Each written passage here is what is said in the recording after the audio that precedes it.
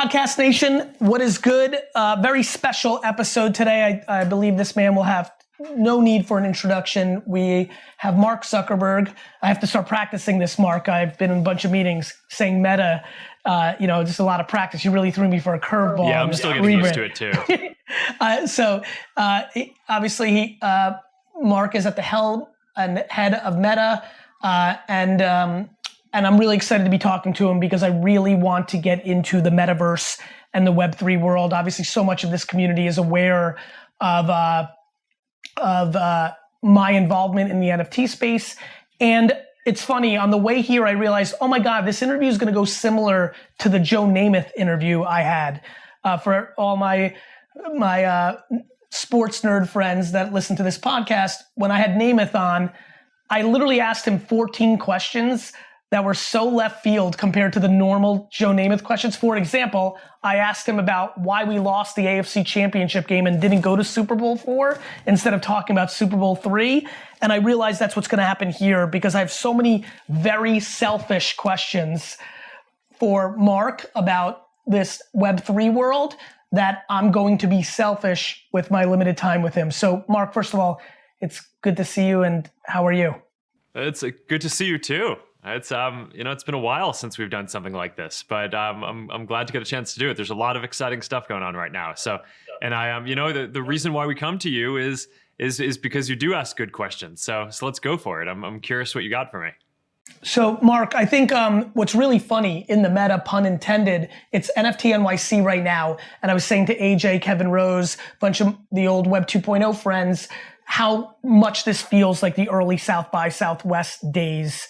And obviously, one of the first times we sat down was after your keynote at South by, just jamming, talking about the space. And I remember the conversation vividly because I have a solid memory, and because a lot of the things we talked about where this was all going was the topic, and many of these things played out.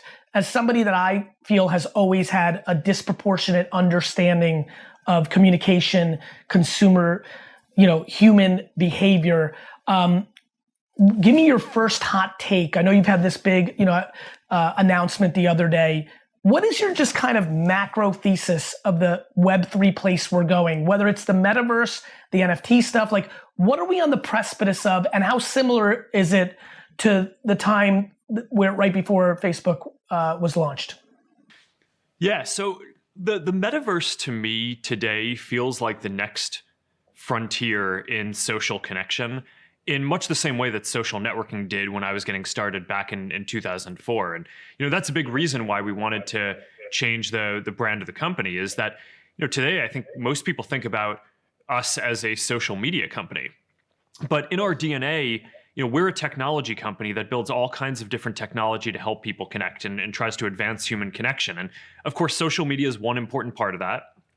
But I think increasingly, it's going to be about building platforms and experiences that deliver this sense of presence, like you're right there with another person. So there's, of course, all the virtual and augmented reality parts of that, and there's the hardware, and I'm really excited about that. The work that we've been, we've been working on that for 7 years now at this point, so that's making a lot of progress. But I think some of the experiences are starting to come together too. So, we've started to release Horizon and workrooms and some of these experiences where you can feel like you're present with someone in a place. It's just pretty crazy to see how that's taking off. And it's, it's not just games. Games I think is the natural starting point, but beyond that, we're starting to see at this point that social interaction and just hanging out is starting to become the biggest way that people spend time on these platforms. That kind of makes sense and fits with my Mark, experience so far.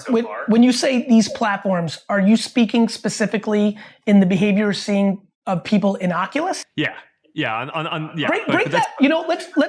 Let's actually go right there, because you said something in there, and I hope the audience is listening. 7 years, right? And I remember like yesterday, you acquiring Meta, acquiring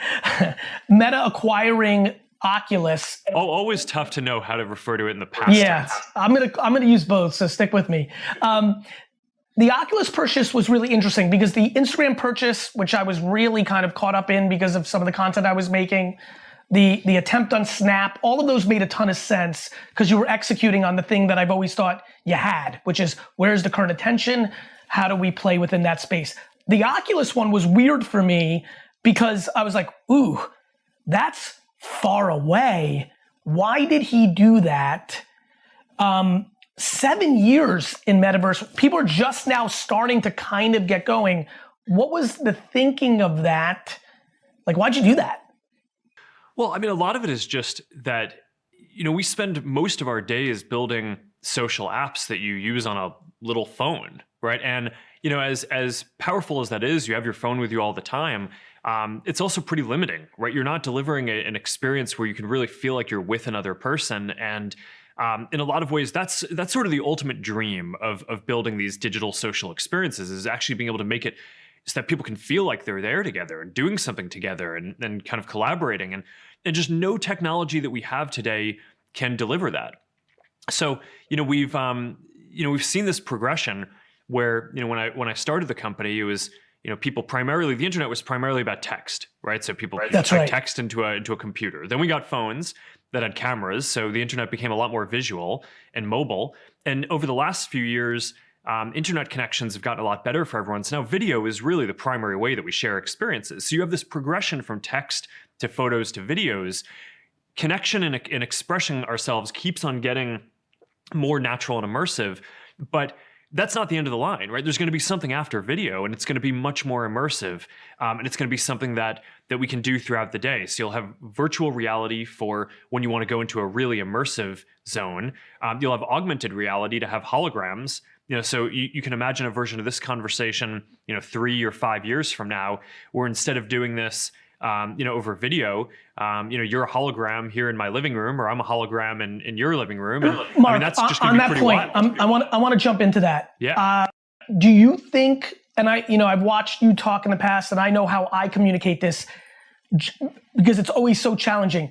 Is your intuition that it is 3 to 5 years from now that is like that the tech between 5G, which was an important step, between some of the stuff you're doing and other people, other companies and entrepreneurs are doing, do you think we can actually, I saw something I think in my feed where you were fencing with somebody as a part of the announcement. Yeah.